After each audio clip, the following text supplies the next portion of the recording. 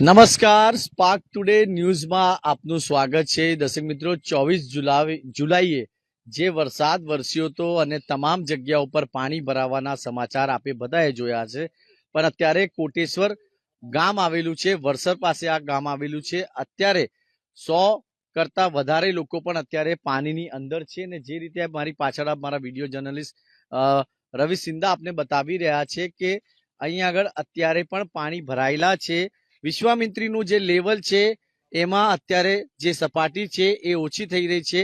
પણ કોટેશ્વર ગામની વાત કરીએ દર્શક મિત્રો, તો અત્યારે અહીંયા આગળ હજુ પાણી ભરાયેલા છે. વિશ્વામિત્રીની સપાટી ઓછી થઈ ગઈ છે, છતાં પણ લગભગ 100 જેટલા પરિવાર અત્યારે આ પાણીમાં અંદર રહી રહ્યા છે. અને એનડીઆરએફની જે ટીમ છે, ખરેખર એનડીઆરએફની ટીમના જે મેમ્બર છે અત્યારે સ્ટેન્ડ બાય અહીંયા મૂકવામાં આવ્યા છે.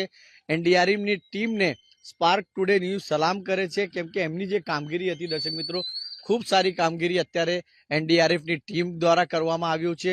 ઘણા લોકોને આ કોટેશ્વર ગામમાંથી લોકોને બહાર કાઢ્યા છે. જે લોકો બીમાર હતા, જેનું રેસ્ક્યુ કરવામાં આવ્યું, જે લોકો પાણીની અંદર ફસાયા હતા, એ લોકોનું પણ એનડીઆરએફની ટીમ દ્વારા ખૂબ સારી કામગીરી કરવામાં આવી છે. 24 જુલાઈએ જે વરસાદ શરૂ થયો હતો, વડોદરા નહીં સમગ્ર બધી જ જગ્યા ઉપર, વડોદરા હોય કે જિલ્લા હોય, ત્યાં આગળ पानी भराया। एनडीआरएफ टीम ना जो अधिकारी है एमना साथे बात करीशु।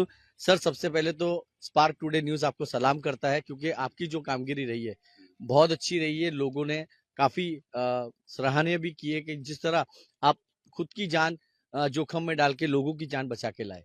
जी, धन्यवाद आपका। मैं इंस्पेक्टर विनीत 6 एनडीआरएफ से। हमें 24 तारीख को जो वर्षा हुई थी, लगातार वर्षा हुई थी, उसके कारण जल जमाव बहुत ज़्यादा हो गया था वडोदरा में, और जो नदियां थी वो उनका जो लेवल था वो भी बहुत बढ़ रहा था। तो हमें उधर से रिक्विजिशन मिली थी सिविल एडमिनिस्ट्रेशन से, तो हम 14 तारीख को यहाँ पे 24 तारीख को यहाँ पे हमारी टीम आ गई थी। फिर 25 तारीख को जैसे जैसे पानी यहाँ बढ़ता गया इस वडसर गांव में, तो जो नदी के उस पार ये जो अपनी कोटेश्वर और समृद्धि जो सोसाइटी है, वहाँ पे लोग फंसे थे। कई बीमार थे, कई बूढ़े थे, कई बच्चे हैं, तो उनको हमने इवैक्यूएट करने का काम किया। और 25 तारीख से लेके आज तक 25 तारीख को हमने लगभग 81 या 82 लोगों को इवैक्यूएट किया था। कल के दिन हमने 34 को इवैक्यूएट किया था। अभी तक हम आज 15 लोगों को इवैक्यूएट कर चुके हैं जो ज़रूरतमंद थे। अभी कुछ देर पहले ही एक छोटा बच्चा था, बीमार था, उसको हमने इवैक्यूएट करके हॉस्पिटल भेजा है। सर, जैसे आपने अभी हम बातचीत कर रहे थे तब आपने कहा कि जब हम आ रहे थे यहाँ वडोदरा, तभी रास्तों में पानी भर गया था, काफी पानी का सामना करके आप आगे आए हैं। उस दिन 24 तारीख को पानी इतना ज़्यादा था कि हमारे कैंप से और वडोदरा सिटी तक आने में हमको 3.5 घंटे लग गया। गाड़ियां भी हमारी फंस गई थी और जाम भी बहुत था, तो उसकी वजह से हमें बहुत समय लगा। उसके बाद फिर जैसे ही हमें प्रशासन का वो मिला कि आपको यहाँ वडसर गांव आना है, तो फिर हम वडसर गांव के लिए निकल गए थे। सर, कितनी टीम आपकी लगी थी, क्योंकि काफी ट्रेनिंग भी आपको दी जाती है, क्योंकि आप बड़ौदा नहीं कहीं और भी जाते होंगे, क्योंकि यहाँ तो इतना खराब सिचुएशन नहीं था। पर जैसे आपको कैसी ट्रेनिंग दी जाती है, तो कैसे लोगों को बाहर लाना है? ये अभी तो फिलहाल में अभी सौराष्ट्र में और साउथ गुजरात में हमारी टीमें लगातार काम कर रही हैं। नवसारी हो चाहे सूरत हो, इधर द्वारका में, उस पर जामनगर, जहाँ जहाँ जूनागढ़, जहाँ जहाँ अभी भारी वर्षा हुई है वहाँ पे हमारी टीमों ने अच्छा काम किया है।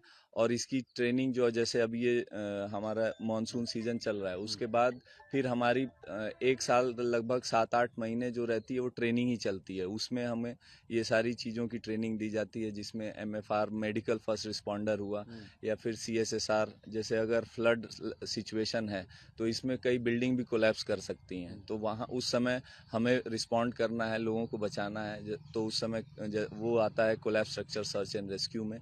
उसी प्रकार से क्या कहते हैं FWR फ्लड वाटर रेस्क्यू है हमारा, रोप रेस्क्यू है। ये सारी चीज़ें आपस में कंबाइन करके हम मतलब एक रेस्क्यू टीम है, और जो किसी भी मेथड को यूज करके रेस्क्यू कर सकते हैं। जैसे कि कोटेश्वर गांव है सर, बरसर के पास आया हुआ है। विश्वामित्री नदी का लेवल जस्तर बढ़ता है तो ये गांव में पानी आ जाता है। विश्वामित्री का ये कहा जाता है कि वहाँ मगर भी बहुत होते हैं, क्योंकि काफी मगर यहाँ पे भी। जी, हमने इसका सामना किया है जब हमारी टीम जा रही थी, लगातार लोगों को इवैक्यूएट कर रही थी, तो काफी मगर हमारे बोट के नीचे भी आए, साइड में भी चल रहे थे। लेकिन क्या है कि ये जो ओबीएम हमारा मोटर लगा हुआ है इसमें, इसके वाइब्रेशन की वजह से वो भाग जाते हैं, लेकिन कभी कभी क्या वो बहुत करीब भी आ जाते हैं। तो उसके लिए भी हम मतलब हमारे जो रेस्क्यूअर्स हैं वो तैयार रहते हैं, और उससे निपटने के लिए भी ट्रेनिंग दी जाती है। हम वो ट्रेनिंग के दौरान ही उसको किस तरह से ऐसी सिचुएशन आती है तो कैसे उनको दूर भगाना है, ये सारी चीजें सिखाई जाती सर, बड़ोड़ा के लोग आपको लाइव देख रहे हैं, तो क्या मैसेज देना चाहेंगे, क्योंकि सोसाइटी में अगर ऐसी जगह पे अगर पानी भर जाए तो लोग क्या करें? है। ये मैसेज सभी के लिए यही है कि क्या कहते हैं, रेस्क्यू करने से अच्छा है कि पहले ही वो प्रिकॉशन लेके बाहर आ जाएं, क्योंकि अगर प्रशासन आपको बताता है कि पानी भरने वाला है छोड़ने तो वाले हैं। या पानी छोड़ने वाले हैं किसी डैम से, तो उसको सीरियसली लेकर के और अपनी जान की सलामती के लिए वो पहले ही बाहर आ जाएं। वो उसके बाद फिर आपको जैसे ही पानी चीज नीचे आएगा या फिर नॉर्मल स्थिति हो जाएगी तो आपको दोबारा से वो आप जा सकते हैं। लेकिन ये ऐसा सिचुएशन ना क्रिएट करें जिसकी वजह से किसी डेंजर सिचुएशन में आपकी लाइफ आ जाए। દર્શક મિત્રો, આ હતા એનડીઆરએફના અધિકારીને કહી રહ્યા છે. આપ જોઈ રહ્યા છો આ તમામ જે જવાનો છે એમના પોતાના જીવના જોખમે આ કોટેશ્વર જે ગામ આવેલું છે ત્યાં આગળ છેલ્લા 2 દિવસથી આ રેસ્ક્યુ કરી રહ્યા છે. કોઈ પણ વસ્તુ પહોંચાડવી હોય, કેમ કે ગામના લોકો બહાર આવવા નથી માંગતા, જેના કારણે આ તમામ એનડીઆરએફની જે ટીમ છે એમના દ્વારા ખરેખર ખૂબ સારી કામગીરી કરવામાં આવી છે. અને જે રીતે આપ જોઈ રહ્યા છો કે આ તમામ સ્ટેન્ડ બાય રાખવામાં આવ્યું છે, તમામ જે એમની બોટ છે. અને જે અધિકારીઓ અહીંયા આગળ જે આપણી સાથે વાતચીત કરી એમનું સ્પષ્ટ કહેવું છે કે લગભગ 80 જેટલા લોકોનું રેસ્ક્યુ એમના ટીમ દ્વારા કરવામાં આવ્યું છે. ખરેખર સ્પાર્ક ટુડે ન્યૂઝ એમની ટીમને સલામ કરે છે, કેમ કે જે રીતે લોકો અત્યારે પણ અહીંયા 100 કરતા વધારે લોકો પણ અત્યારે છે. વિશ્વામિત્રીનું જે જલ સપાટી છે એમાં અત્યારે ઓછી થઈ રહી છે, છતાં પણ આ કોટેશ્વર ગામમાં હજુ પણ પાણી છે. આપણી સાથે સંજયભાઈ છે, એમની સાથે પણ વાત કરીશું. એમની સિસ્ટર પણ અહીંયા અંદર છે, એ શું કહેવા માંગશે એમની પણ વાત કરીશું. સંજયભાઈ, 2 દિવસ થઈ ગયા, 24 તારીખથી આ વરસાદ શરૂ થઈ અને હજુ બી અહીંયા કોટેશ્વરમાં પાણી ભરાયેલા છે. હા, એટલે કે હું છે કે બીમાર ને એવું કંઈ હોય ત્યારે વધારે તકલીફ પડે ને, એની બાબતે તો એનડીઆરએફ ટીમ છે જેને સલામ છે, જે છેલ્લા 4 દિવસથી અહીંયા તૈનાત છે એ લોકોની મદદ માટે, અને કેટલા લોકોને કાઢ્યા પણ છે. એટલે બીમાર હોય કે કંઈ પણ હોય તો એ લોકોને કોન્ટેક્ટ જાય તો એ લોકો તરત બહાર કાઢે છે. પણ મેઇન વસ્તુ શું છે કે સ્કૂલો બંધ છે, ત્યાં નોકરી ધંધો બહાર આવવાનું એ બધી ઘણી મુશ્કેલીઓ પડે છે. પણ જ્યારે જમવાનું હોય છે ત્યારે અહીંયા ફૂડ પેકેટ પણ હોય છે, તો એ પણ ત્યાં પહોંચતા કરે છે એનડીઆરએફ ટીમ. તો એને સલામ છે, કારણ કે 2019 બી 2019ની અંદર પણ ફૂલ અહીંયા પાણી ભરાઈ ગયું હતું, જે વડોદરામાં સૌથી વધારે પાણી અહીંયા ભરાયું હતું. ત્યારે પણ એ લોકો બહુ જ ઘણી મદદ કરી હતી એનડીએફ ટીમે.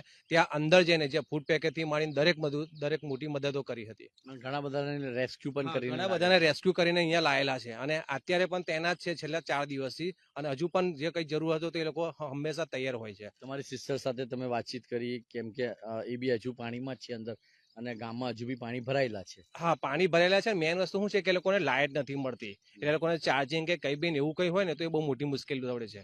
એટલે એ બહુ પ્રોબ્લેમ વાળી વસ્તુ છે. બાકી એ લોકોને તો કેવું, પાણી થોડું અંદર સુધી છે પણ બહાર નીકળવાનું લોકો કહી રહ્યા છે, પણ એ લોકો નીકળતા નથી. પણ પેલું કેવું છે, જ્યારે આવા જવામાં જ્યારે નોકરી જવું હોય કે લોકોને સ્કૂલે જવાનું હોય બાળકોને, ત્યારે ઘણી તકલીફ પડે છે. દર્શક મિત્રો, આ 24 તારીખે આ વરસાદ વરસ્યો અને વડોદરા નહીં સમગ્ર જિલ્લાઓમાં પણ એની છાપ છોડીને ગયો છે. પણ સારી વાત એ છે કે અત્યારે એનડીઆરએફની જે ટીમ જે છે એ અત્યારે સ્ટેન્ડ બાય રાખવામાં આવ્યું છે, કેમ કે હવામાન વિભાગે જે આગાહી કરવામાં આવી છે કે આવનાર 24 કલાકમાં પણ ઉત્તર ગુજરાતમાં જે વરસાદ છે એ વરસશે. ખાસ કરીને દક્ષિણ ગુજરાતમાં તો આ મેઘરાજાએ પોતાની બેટિંગ શરૂ કરી દીધી છે. નવસારીની હાલત બગાડી નાખી છે, સુરતની હાલત બગાડી નાખી છે, જુનાગઢ હોય તમામ જગ્યાઓ પર આ મેઘરાજા બેટિંગ કરી રહ્યા છે. વડોદરા ખાલી 24 તારીખે વરસાદ વરસ્યો અને એવામાં આવી પરિસ્થિતિ થઈ ગઈ. ભગવાનની મહેરબાની છે કે આપણા નવનાથના આશીર્વાદ છે.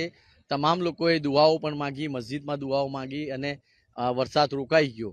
આશા રાખીએ કે જે અત્યારે જે ગામ આવેલું છે ત્યાં આગળ લોકો અત્યારે એનડીઆરએફની જે મદદ છે અને ત્યાં આગળ એનડીઆરએફના મદદના લીધે જ અત્યારે જે પણ વસ્તુ છે ઇમરજન્સીમાં કોઈ પણ વસ્તુ એ લોકોને જોતી હોય એ તમામ અત્યારે પહોંચાડી દેવામાં આવે છે.